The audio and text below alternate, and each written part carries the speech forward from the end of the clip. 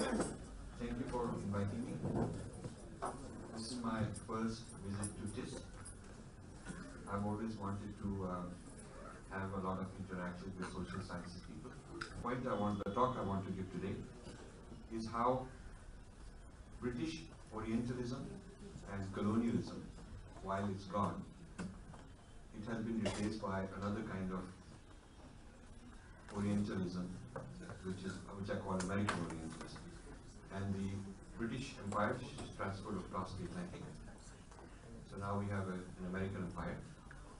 So the sort of studies, the studies of the other that were previously being done by the British academics, a lot of those things are being done in a more sophisticated way by the American academics. And of course, the American academics have been much more successful in co-opting Indians into their scheme of things. The British were mostly Goras people doing this kind of work. They didn't have so many brown-skinned people on their team. The Americans are more sophisticated in bringing others into the scheme of things. So this makes it more complex and more difficult. And when I say American Indology or American, South Asian studies, I'm not using the term American as a race or an ethnicity or a nationality, but as a certain ideological lens, a certain viewpoint, and there are lots of Indians who are into that viewpoint. So I'm looking at more as a kind of the drishti, the perspective with which people are studying. The topic today has to do with colonialism and the return of colonialism. Colonialism has been sort of an elite enterprise, and previously it was British in cahoots with Rajas and kings and Indian elites, which we already know. Post-colonial scholars, I've studied it very carefully, they've done a very good job. But I feel the post-colonial scholars study the dead empire. They're not as courageous to study the living empire, because maybe many of them are funded by it. So it's easy to take people in the 1800s and criticize them and say we're doing post-colonial studies, but not that many are looking at today's continuation of the same perspective that goes on. So I decided I should do that. Of particular interest to me is the relationships between culture and power. So one of the persons I studied was Pierre Bourdieu, a Marxist, French Marxist. His theory on culture as a form of capital, cultural capital, the different forms of cultural capital, I'm sure many of you know this, and how it is used for power. And then I came across the theory of the aestheticization of power by Benjamin, one of the pioneers in the Frankfurt School of Marxism. Just to give you the background, because that's what I will talk about. When the Nazis rose to power, the Marxists were at a loss to explain why there hadn't been a communist revolution like there had been in Russia. Because in Russia, when the economy was so bad, people were out of work, people were starving, so there was a revolution to overthrow that. In France, there had been in the previous century the French Revolution. But in Germany, when the economy was in a depression, the question is, why wasn't there a similar Marxist kind of revolution? Why is it that the elite didn't get overthrown by the grassroots people? They got replaced by a different elite. The Nazis were a different elite. So elite X is not overthrown but replaced by elite Y. They had to explain this. And the theory of aestheticization of power, I think, is a very interesting theory. I largely agree with it. I'll first explain it, and then I'll tell you another way to apply the same theory. So the theory of the aestheticization of power says that that it is possible to project power in a way that you might think of as soft power. The Nazis were very good at projecting, nation, patriotism, marches, symbols, a lot of theater, lot of culture, a lot of arts, singing. So they were able to divert people's attention towards the aesthetics. In a very aesthetic way, they were able to project the power and prevent a overthrow, prevent the overthrow of their government. So it's sort of like Nehru has a debacle with China, and he has Tata in Red Fort singing Sare Jahan Se Acha. So that's the aestheticization of power. Everybody's got tears, we're so moved. Rather than saying, "Hey, you let us down, let's overthrow you." Now we're all moved, so we are part of that. Or let's say the country is in trouble, so we have cricket match where we are winning, hitting sixers and all that. So everybody's into this aestheticization of power. So good, it's like shining, shining. So this aestheticization of power had been developed as a theory in the European context. I got interested in it and heard about it and learned about it through American Indologists, Sanskrit scholars, who use this theory to explain how Sanskrit spread in the same way. So Sanskrit spread not by violence. There was no army like Roman army spreading an empire, but Sanskrit spread throughout Southeast Asia and so many kingdoms. And for 1,000 years, it was the kind of elite system without any violence. The question is, how did it spread? So they came up with this theory that you can apply an adaptation of this aestheticization of power and explain the rise of Sanskrit. And the theory, the rise of Sanskrit as theorized by them is as follows. Sanskrit has unique qualities that can be used by the king for aestheticizing his power. He can project his power through kavya, display of Ramayana. Ramayana says the king is divine, so the ruling king looks divine. Ramayana says the enemies are rakshasas, demons, so he can mobilize people to against his enemies. See? So the use of such devices is something very powerful in Sanskrit. And Sanskrit has, according to their theory, built-in system of discrimination and prejudice and oppression.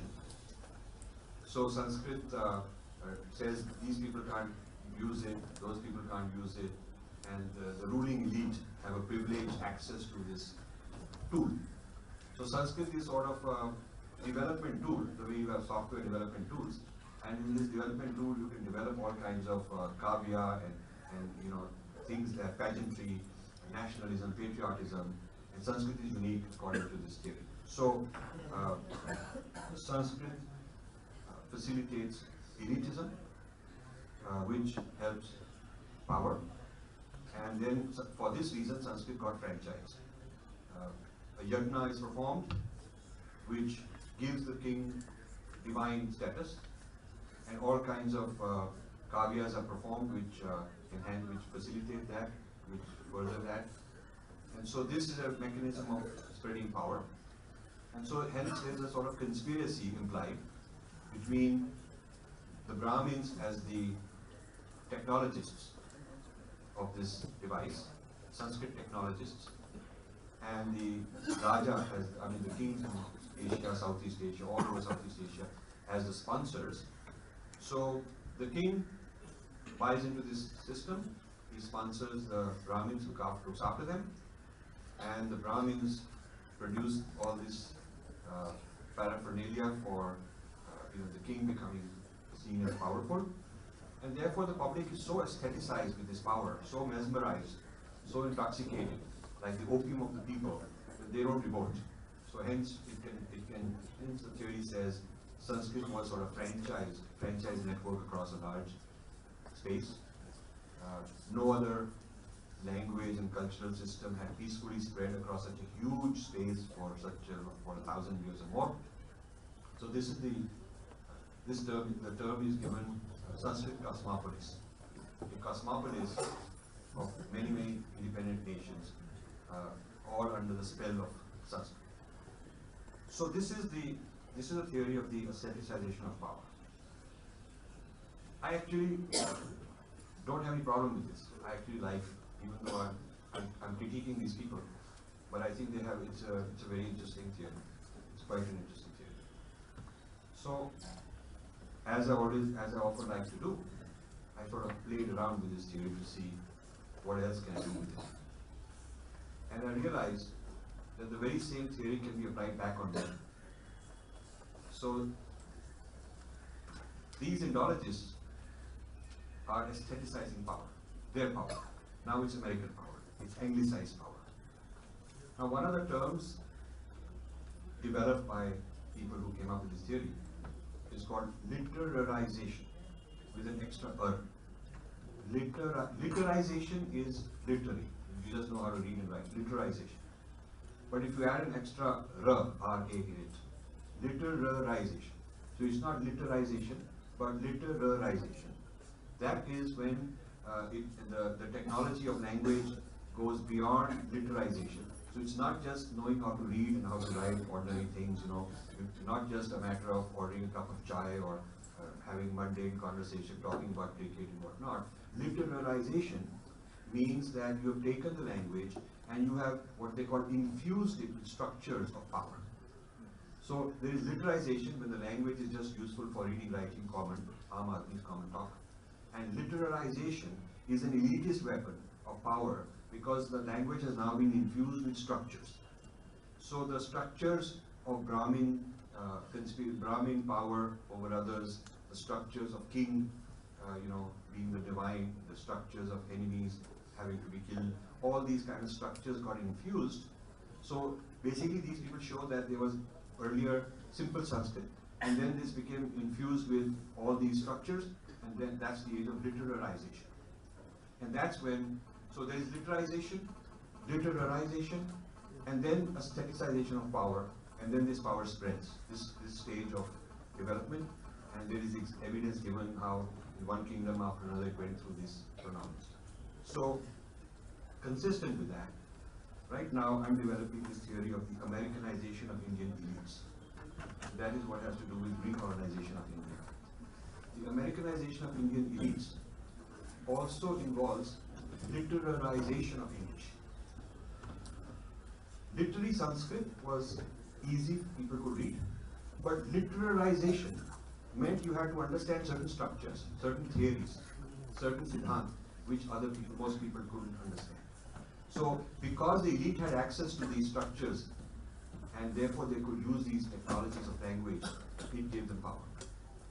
So, I claim that the Americanization includes language, which is literization, but the literarization of social theories being injected, infusing the English language with social theories of a certain kind, gives it a certain power in the hands of those who know these social theories.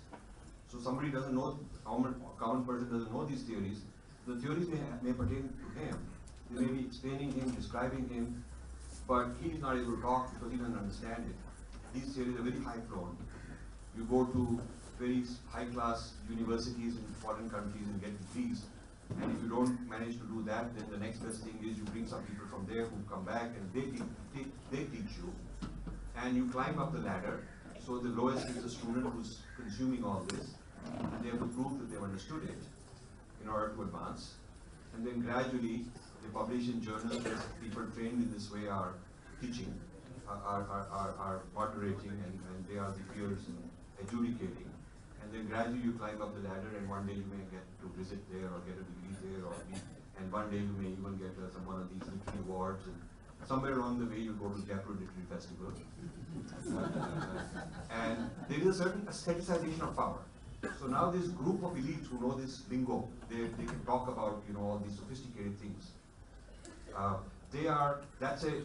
consider this to be unstudied, undiscovered, or unstudied, untalked about aestheticization of power of the Indian elite in this age of Americanization. And the social scientists have a role in this. And they're not the only ones. I mean, I come from technology background, corporate background in the past, and I think people of that kind also have this baggage. They're also part. So we are part of this, in this globalization, there's also globalization of social sciences, globalization of capital, globalization of all sorts of things. But there are certain nexuses which are hubs of all this. So, so the question I keep asking is, to what extent is is our elite infused with, literarized with this kind of new structures that are born somewhere else and consumed here, they're franchised here. Those who have certified and licensed to come and teach are very privileged.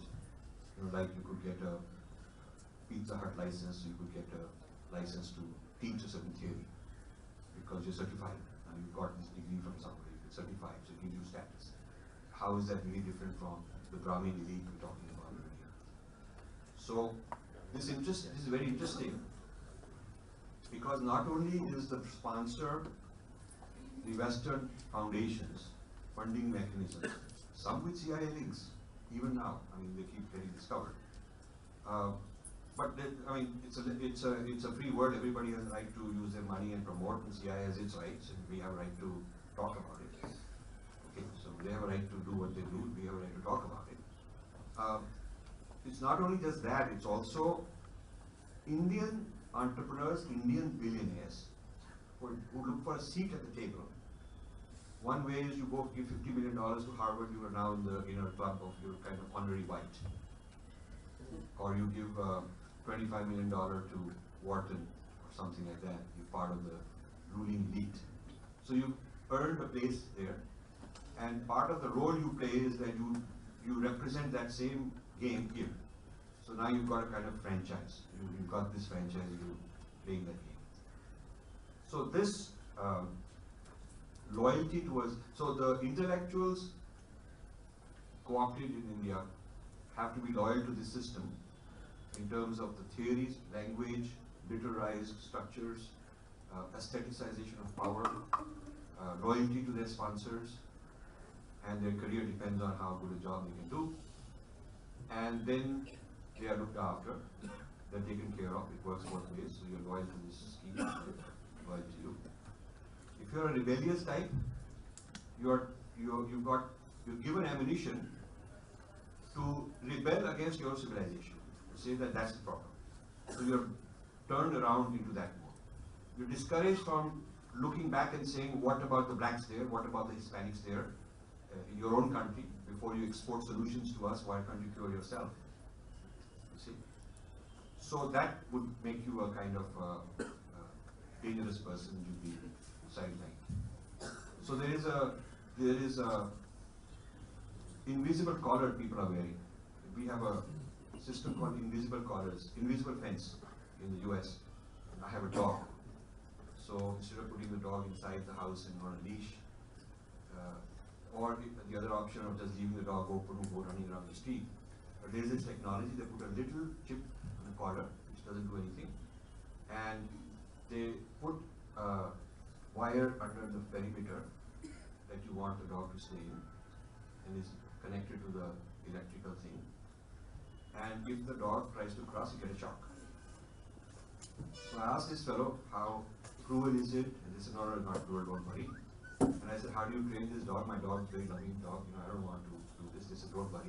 You go away for 10 minutes, we train the dog. And what they do is, they put flags as visual markers. The dog is so smart, it begins to associate those flags with this chuck.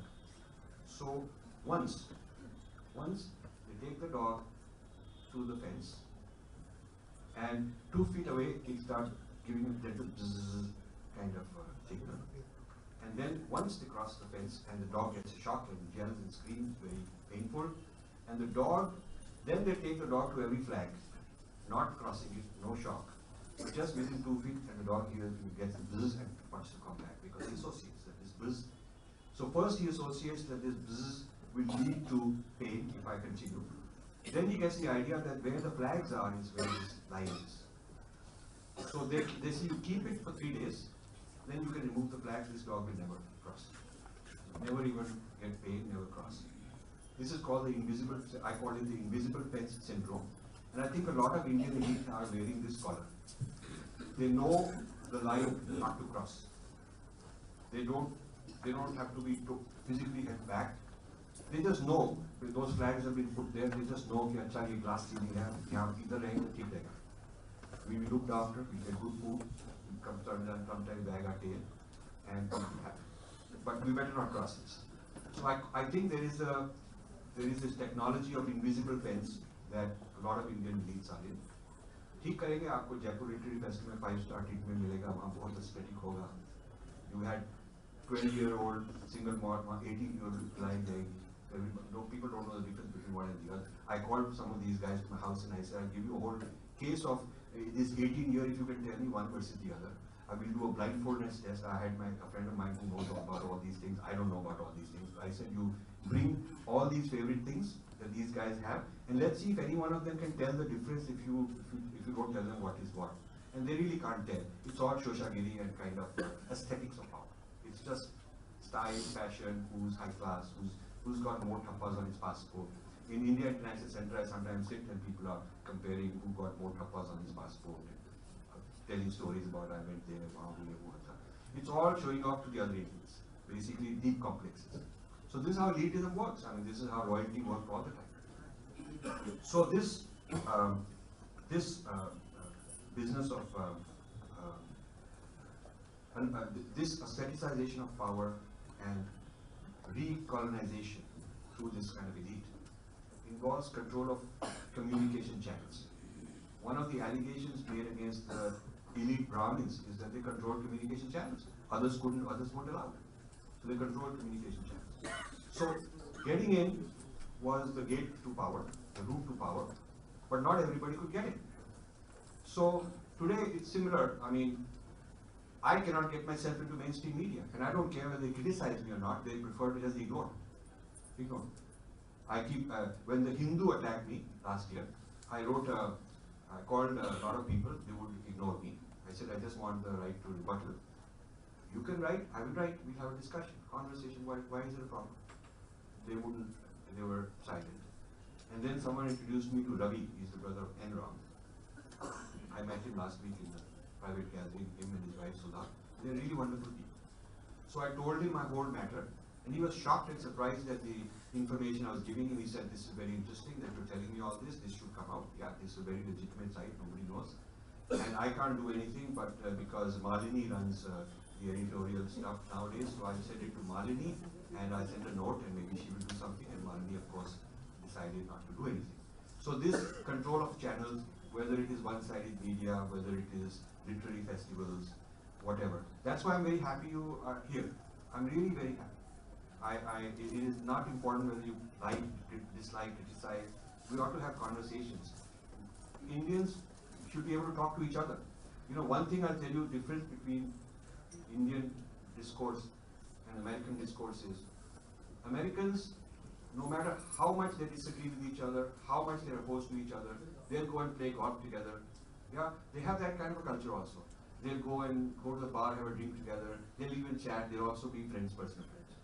You'll find some husband is on one camp and wife is on the other camp, and very opposed in their profession. So they are able to professionalize. Part of this aesthetics is there's an aesthetics of professionalizing your point of view, and it is nothing personal. Very interesting. I learned this in the corporate world. I learned that sometimes these bitterly fighting lawyers who are part of the same organization, they would go and have their fun together, they would go on holidays together, but in the courtroom they would really fight like cats and dogs. That ability we don't have. We just take it too personally. We just become literally enemies of each other. This is very sad.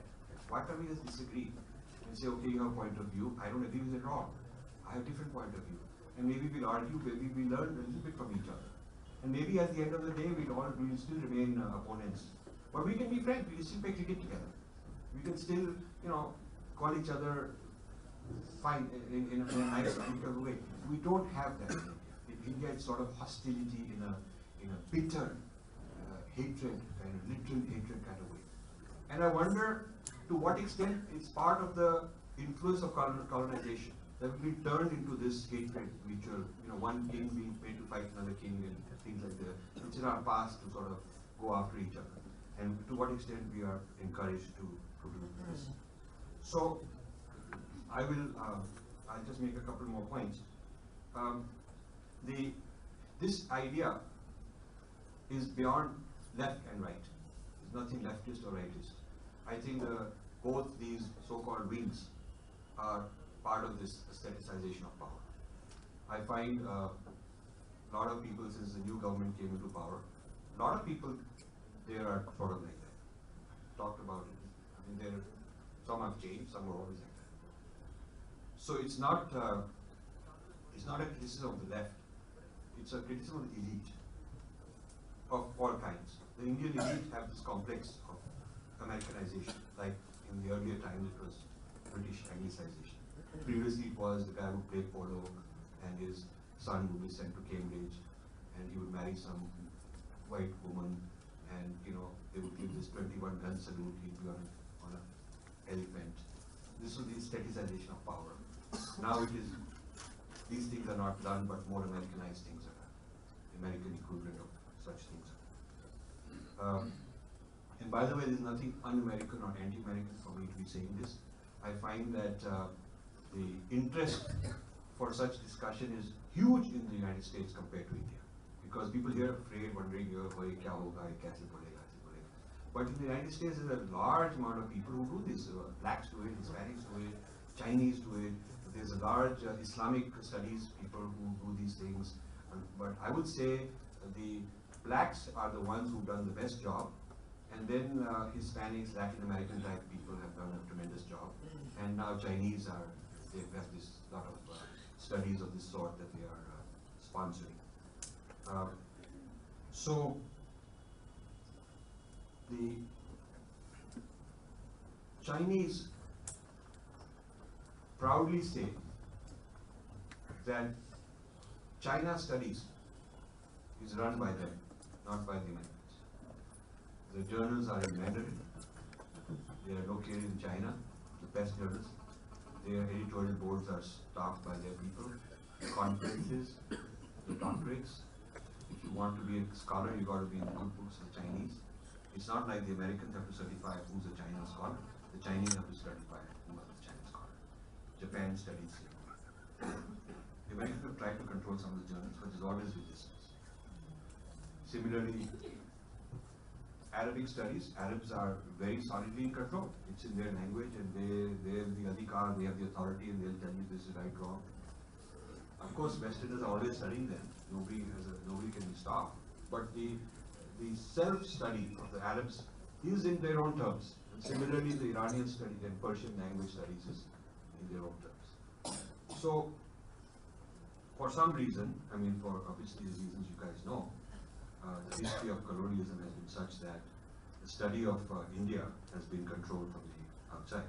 And I would say I often say India is the largest civilization whose study is controlled by the outside. And it hasn't changed. It was acceptable, accepted, I mean it was reasonable during the British time, but things probably have gotten even worse. Because Indians are enthusiastic about being part of the American machinery. So I work with some of the Latin American type people. I'm interested in China people. There's one, Tu Wemming. His name is Tu Wemming. He's at Harvard, but there he's it's an outpost, but he's really a Chinese guy in the Chinese university system. And he talks about the Chinese alternative to the Western modernity, Western post-modernity, Chinese counter to Western universalism. And these kind of things are very big in China. And they're rediscovering their Confucian past and their Taoism. And they have a Chinese Buddhism, very proud of that. Their problem is not with Buddhism, but with the headquarters being outside their country. That's their problem. Falun Gong and all these kind of, those East Asians are very concerned about any such movement being based outside, whether it's in New York or in India or anywhere like that. It's not with the ideology that there is any problem. So, I think that the rise of China is a very good thing from the point of view of studying these points, these problems, these issues. Because if there weren't China, I could not give a good role model of non-Western success. somebody hanging on to their non-Western identity and being very proud of their non-Western civilization and history, and yet being able to compete with the West on every front. The rise of China gives a good example for Indians, because if they weren't China, if you said, okay, West is like this, they would only look at, okay, there's a westernization option, otherwise backwardness, primitiveness, our own culture. So that was the two-way option. But now you can show that both China and Japan are great examples of non-Western modernity. Once I was on a committee where there were Chinese, or Chinese people, Japanese people, and their point was that they don't consider that they are tradition with West modern and postmodern. They don't consider that. There's one theater group, one fellow who runs a very famous Chinese theater group in US, in New Jersey, goes around everywhere. And he was telling me, he showed me slides. He said, this slide is traditional dance, Chinese. And he said, there's huge demand for this. I can sell any number of these shows because Americans want to exoticize us. And as long as I'm selling Chinese traditional dance, there's a lot of market for it. Then he said, this slide shows China modernity dance. He said they get nervous because now I'm trampling on their turf. Like, I have my own way of being modern. They're very concerned. They don't like it. They say, oh, okay, we think about it. It's not the real China. It's not like they tell about India. It's not the real China. Yeah, it's not. It's sort of like, the real China is the other one, the traditional. And then he says, when I show the postmodern, and he has whole slideshow on postmodernism, China postmodernism. He says, this actually scares the hell out of them, because then they say, okay, now these guys are really taking over. So that's very interesting. Chinese self-reflection on this issue, on this, the point that so I have been inspired by all kinds of these people. And I wish I could also find collaborators in the social sciences here, because I could learn so much from the social sciences people who have formal training. I have lived experience, so I'm a kind of, you might say, anthropologist of American culture, in a sense. Having lived there, seen these sort of things. Basically, I also want to say that the Donald Trump syndrome, or whatever you want to call it, is important to understand. Because while you think it's about one man and whatever opinion you have, actually it's not about one man. The fact that he's so popular, so many people supporting him, tells you what the real American people are like. Yeah, I mean, the fact that such a huge support comes for, and actually this support percentage-wise is understated, because a lot more people will come out that are secretly not sort of wanting to sort of come out yet. So that is under the surface, there is that. So you have to keep that in mind. Why is it there? Why does it pop out in times of distress, times of tension? Why is there xenophobia? What is going on? And you have to study the history of whiteness in America. When you study the history of whiteness, it's the history of America. Because America is land of immigrants. Different countries brought immigrants in different ways. First from here, then there, then there. And they came under different circumstances. The blacks came under different circumstances than other people did. Indians very recent wave. So each wave of immigrants had to negotiate with whiteness. Whiteness is not about skin color. It's a certain brand, identity, way of life, sense of who we are. To understand whiteness, you should read a book called How the Irish Became White. How the Irish Became White. Very interesting book, which shows that when the Civil War ended and there was no more slavery allowed, blacks could go out and get free jobs. So obviously they were undercutting the wages of whites, because these blacks were able with lesser salary. They were now able to work. So whites organized unions, white-only unions. There's no law against a union saying we'll exclude them. So white unions in different skills, you might think of them as castes in a sense, because they're all profession oriented and they're by birth white. So these white only unions control the labor market, and they would get these union contracts so to keep blacks out. For a very long time it went on like this. Now, Irish were in a peculiar situation. Obviously they're not blacks, but Ireland was colonized by England.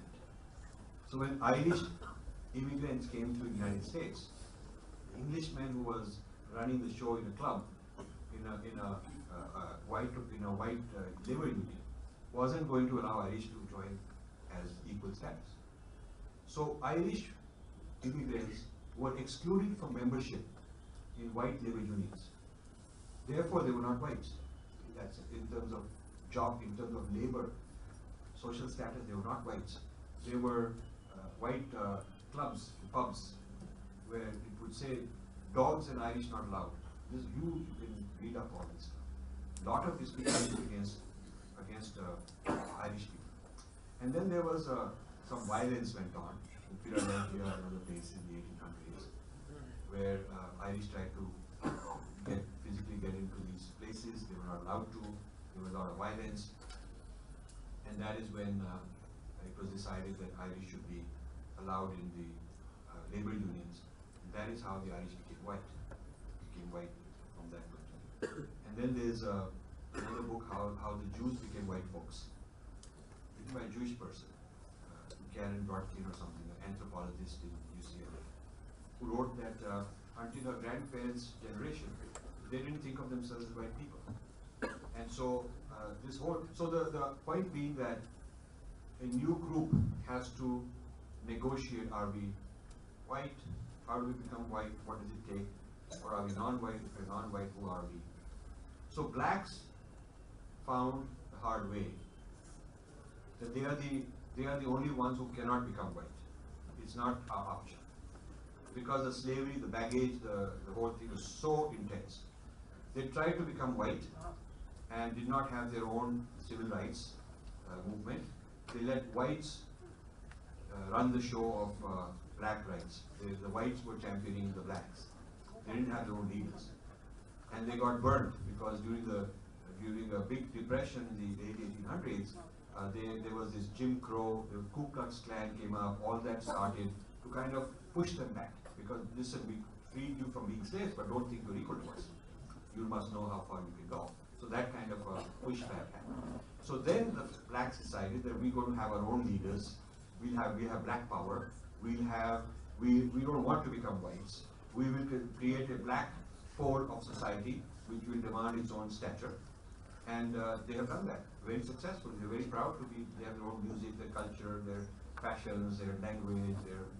Now it's cool to be blacks. In fact, they're fashion among whites to do hip hop and all that and fake that they're blacks and all that because it's cool.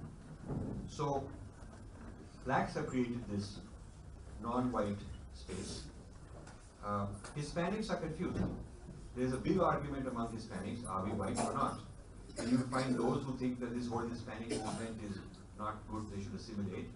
And you can't even tell because they look like whites and they can't tell, but many of them are Cubans or from various Latin American backgrounds. And then you find the Hispanic movement, the marker they're hanging on to is language. The Spanish language is the marker, having it as an equal second language, gives them the stature as a separate distinct community. So with the blacks as certainly a pole against resisting whiteness and the Hispanics sort of in that mode also to a large extent. We have a very interesting dynamic. The question is, what happens to people like Indians? So one of the books I'm writing is how the Indians are becoming white. This is about elitism, about Indians wanting to join the club. It is about Indians wanting to think they're white or almost white. Their application is pending, it will come through one day. This sort of a thing. Deep complexes that Indians have. This is the complex of some of our billionaires trying to set up these institutions, so on, over there. So elitism here is linked to the diaspora, elitism, and complexes also. This goes on. So I could go on, but I just think that maybe we'll open to some questions. Thank you so much. Thank you for this.